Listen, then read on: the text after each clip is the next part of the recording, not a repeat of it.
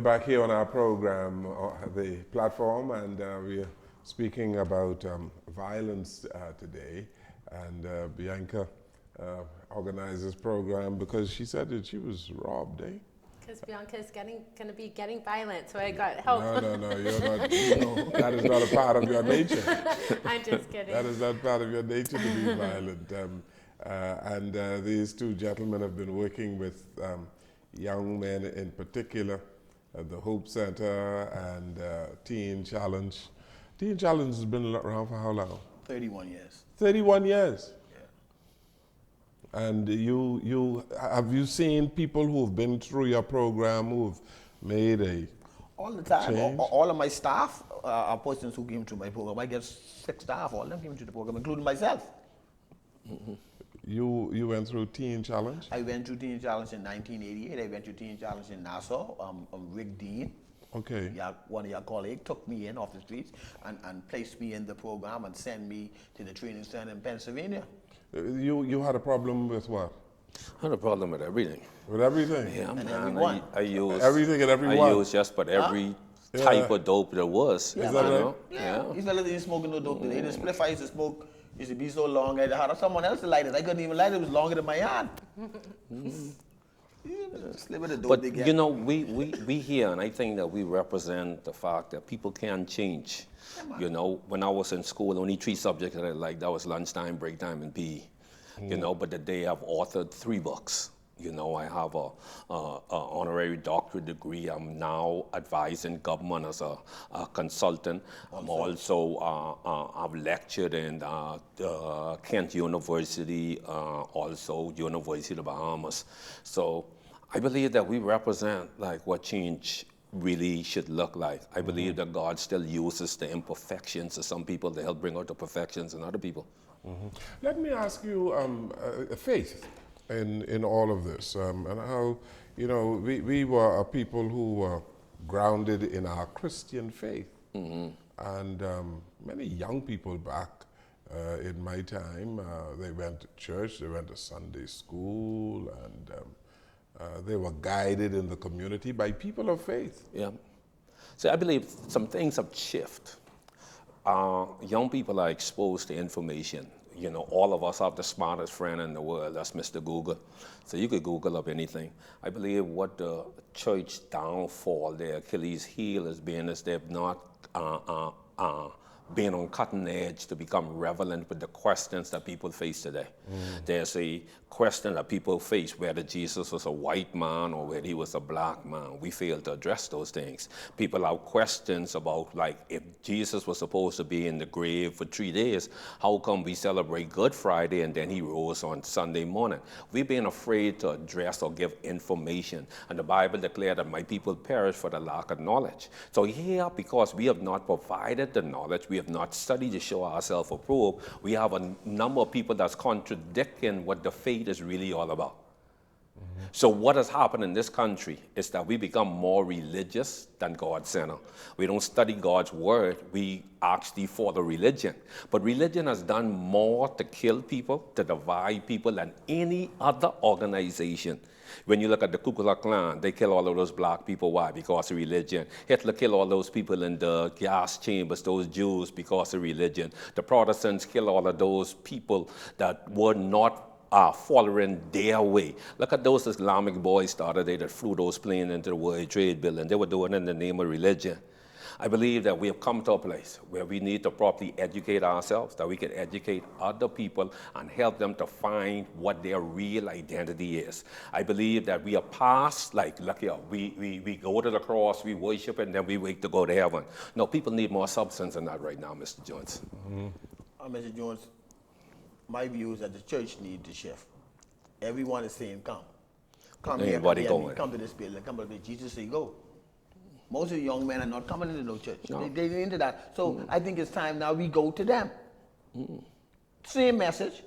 The principles that we have inside the church, if they're not going to come to us, we need to, you know, I don't even want to say it. I have some problems with some stuff, right? I believe now it's time now for the church to pour back into the community. Yep. Because one of the commandments God gave man was to replenish. You know, they get from the community. They get from people. Now it's time to give something back. You got to But- put but something back see, to keep there- the cycle going. Eric, the problem with that is, right, how can you replenish if you have not learned how to be fruitful?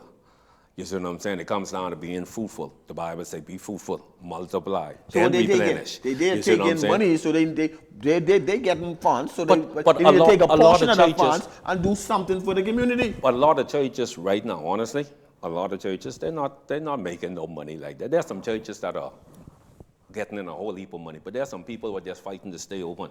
I But agree. the relevancy of the church has to be where the church becomes attractive again to the target audience that they're seeking to attract. In business, you don't just open a business without having a target audience.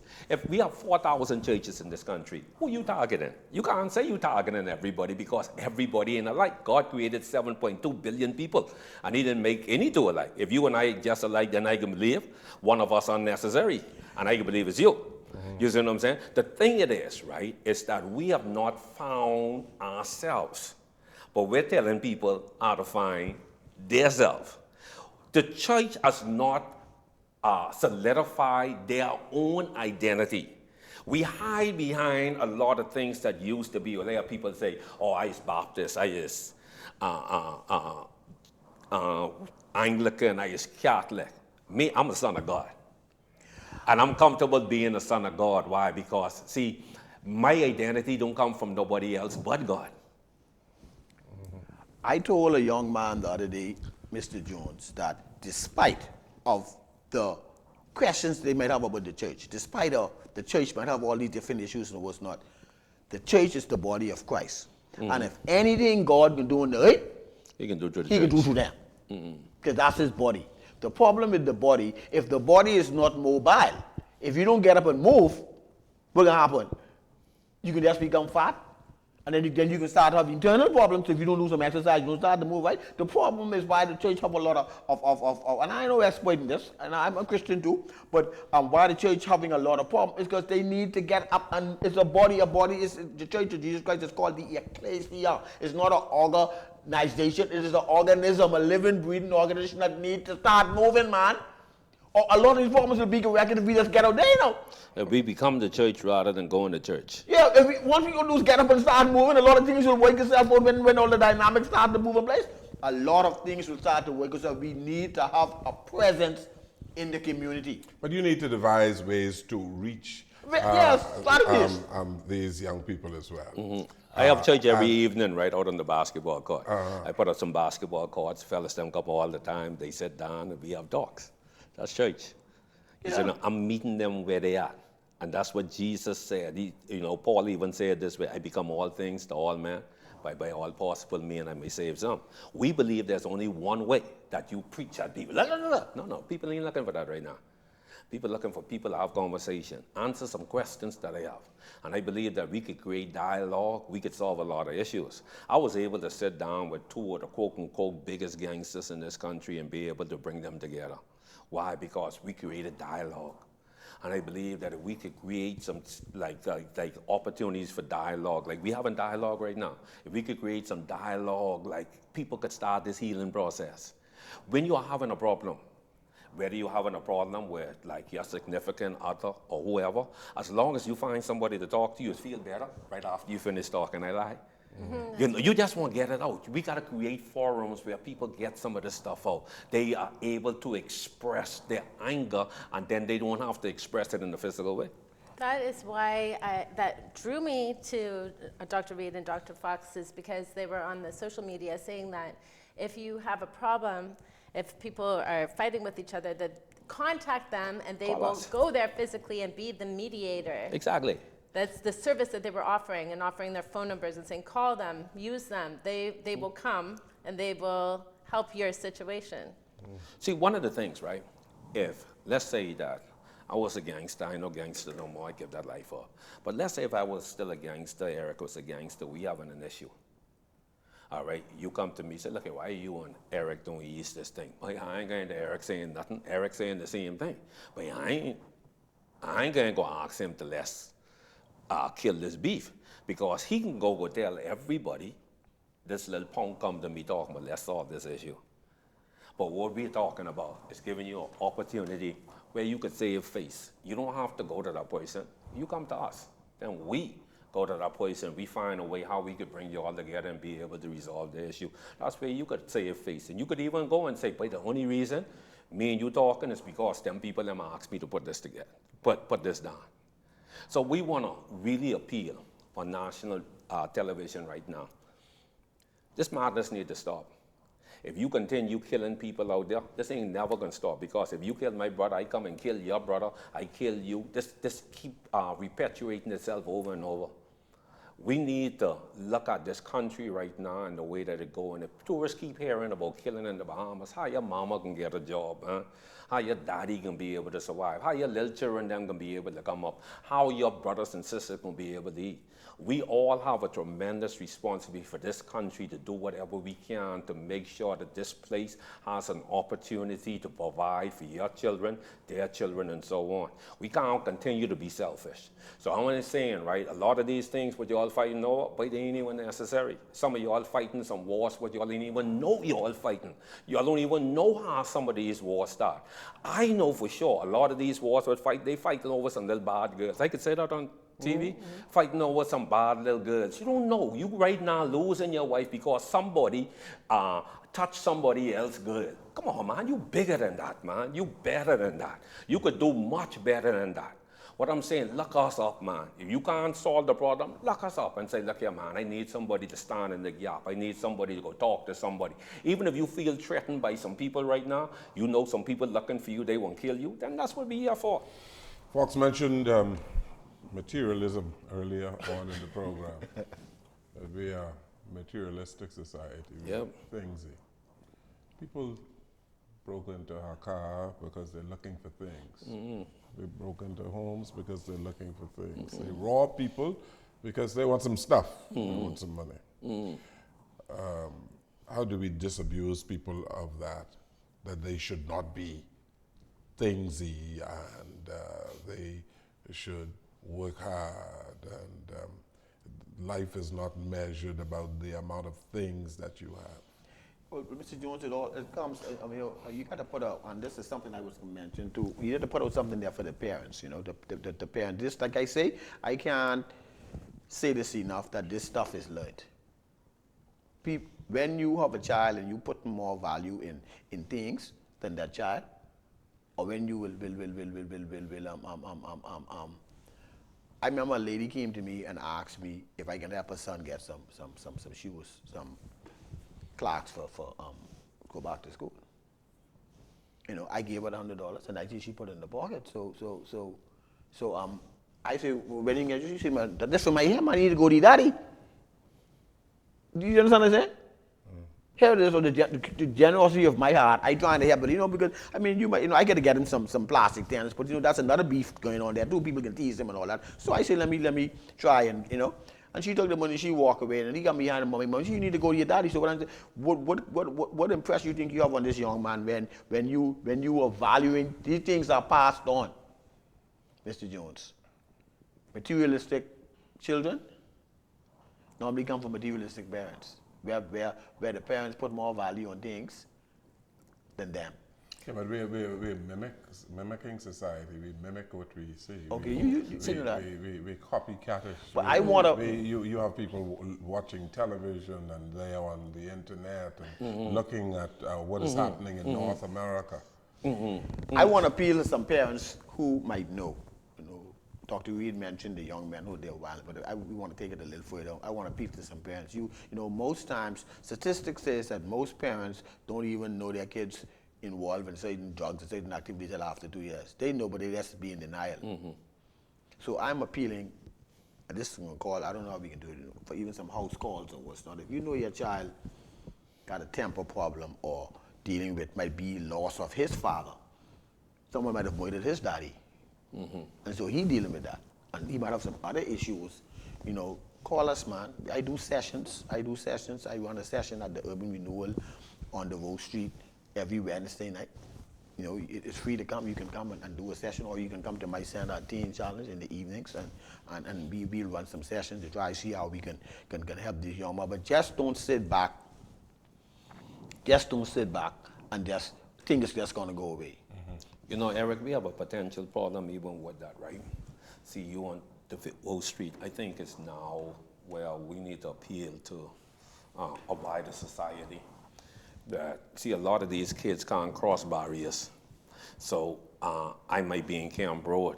I can't come to Devote Street. I think we need to be able to find a way how we could set up centers where they be in different areas. Well, the at a Wall Street particular pastor, time. Wall Street doctor is I am a consultant in urban renewal. I have been brought in to do anger management. We have a pilot program on the road. We're going to take this program into every community because we are aware of the gang activities. Exactly. Some fellas them right on East Street can't come on Blue Hill Road. Exactly. So we are aware. That's why we are taking these. And this year we're taking these programs into all of the centers that these type of services can be offered right there. You can't say, well, I got to catch a bus or some fellas down there. You know, I meet young men all the time. They don't come and tell me they involved in no gang. I say, man, come for counseling. He say, boy, they can't go. me and them fellas ain't friendly down there on the road. Me and them fellas ain't friendly up that way. So I know what you're talking about. No. I can't come that way. I had fellas came to me in Teen Challenge and laying down in the back of the car with his father in the bus. And I had to come outside. So I said, what's happening, Mr. Fox? I need your help, but me and these fellas are up this way. If they know I here, then all y'all gonna be in trouble. You know, Mr. Jones, you said something earlier. I thought it was so important. You said that environments breed people. I had this opportunity to, not so long ago to go down in the big yard that's down Souvin Lane. And I went down there, just me and one of my boys, and we just started talking to fellas. I found out, as I started to talk with one fella, somebody else came, and somebody else came, and soon I had about 20-something of those young men there. Each one of them saying that they can't find a job. But you know what I discovered inside that group? You had a carpenter, you had a tile layer, you had a mason, you had a construction company there. Just that nobody knew how to pull it together. See, God never gave man a table nor a chair. He gave him a tree. He never gave him shoes, he gave him a cow. We had to get the knowledge to pull that chair and that table out of the tree and the shoes out of the cow. I believe that a lot of our young people need to learn things that we're not being given them, how to pull their potential out of some things that God has already given them. And I believe that is where we empower people. A lot of people out there robbing and thieving, they ain't thieving because it's funny to thief, you know. They're trying to get paid, they're trying to eat. You see what I'm saying? So when they go and they steal the stuff on your car, they ain't doing that because they don't like you. Right. But that's their way of surviving. I went by my center one morning. I had a Mercedes out in the front. And when I reached there, Mr. Jones, Bianca, the Mercedes was on the ground. I was mad hard. How people could thief from me, Ice Carlos Reid? How they could thief from me? And I was mad. I honestly felt the same way you felt, but I wish I find out who that is. Me as a pastor, I think in that way. So I know, right? And guess what, right? God is like God whispered to me. That's the culture. That's all they know. It shows that we got much more work to do. We need to teach our people now that there's much better ways in order to make it. When I was growing up, that's how I thought I could have been able to make it. Either you sell dope or you rob somebody. That's what I do. And then not until I got connected with persons like Dr. Miles Monroe and some other people, and they taught me that, look here, if you could tap into your potential and discover your purpose, man, you could do anything that you want. Now people calling me from all over the world. I was at College Bahamas, addressing College Bahamas. Me, a little hood boy, a fellow what was on drugs, you know, a fella that was in the gang. Now here I'm talking to like lecturers, doctors, and all of these different people, and they're grasping everything that I have. Why? Because inside of me was something that was unique. Inside of me was a gift. Brothers and sisters, you hear me today, man, you got a gift on the inside of you, man. You got to tap into that gift. Don't believe like thieving things. Man, you ain't got to go that way. There are more ways that you can make it. Start to read books, start to listen to other people that have made it. And I believe that God will open up your mind so you can see possibilities rather than limitations. I think that it's wonderful that you're going into the communities and that you also are making yourself available for people to call you and you'll go to them and give them help. Can we have the phone numbers that they can reach you? Okay, I think my telephone number is 601-4842, 601-4842. But I think we'll just put the numbers up on the screen and they can be able to get it. 4348111. I would like to make an appeal. As Carlos was talking about young men who need jobs, right? You know, we have a lot of construction that's going to be going on down in Abaco in a little while. You know, They're going on now. Go on now. So I suggest, I don't know. I mean, I know I'm gonna put Dr. Reid on the spot. I think it's a good idea for us to even come up with like a job finding, so you can come to us and we get some young men and you all send them there and give them some work. And what we can do, we can run some classes for them while they are there. We can come in and run classes, and the persons that you can call us, and we do the selection. We get up applications at our office, and when persons call, I think it's a good opportunity to get them out in Nassau and take them to Abaco. We can fly up and do sessions with them. Or they said, like gun, like out of war getting ready, we could just get them a job with the U.S. Army. Yeah, I think it's a wonderful thing. A lot of guys call me all the time when I want something to do, Fox, I'll do anything. They want to take care of the kids, they want to take care of themselves. Call us and let me go there and raise a campaign and send a couple guys up. 100 of them up to Abaco. You're right. The last word. Yes, I think that you're right. I heard, I've been asking questions too, and I heard that a lot of people had learned a trade in school as a part of their school curriculum in high school, and then didn't have enough money to continue and go on to college. And then they're trying to find work, and the work would say, you need this much experience, and they don't want to hire you out of school. So they couldn't find a job, and then next, the drug dealer, the gang guy is coming, and he's showing like hundreds of dollars and saying, come and do this for me. And so how tempting is that? You've been trying to look for work, can't get hired, and now somebody's going to pay you, and they'll do anything for that little bit of money. So then I asked, like, how do we get past that? And they always would say that mentioned somebody that came into their community, that told them that they have value and worth, that told them that they could go on and do other things. And I think that's really important to continue and have jobs, keep an open mind to hire these people with no experience, but you're training them. And then it keeps them off Let them do an the street, and then they're not stealing from people, because guess what? You have to have some knowledge that when you steal from somebody else, that's their hard-earned stuff. That puts them down, and I hope what comes around goes around. See, violence begets violence. Yes. Yeah. Well, gentlemen, you have a tremendous amount of experience, and you have tremendous ideas, and you've been doing a good job, both of you, in our community. And I believe that our situation would have been worse if you weren't involved in the various ministries that you have. So thank you so very much for all that you do, Dr. Carlos Reid and Dr. Eric Fox. Thank you very much. Thank you. Very kind to come here today to share your thoughts. Thank you. And thank you, Bianca. Thank you. Thank you for Mr. bringing them Jones. here today. Yes. Very kind. Thank you for watching and listening to our program. Good evening, everyone.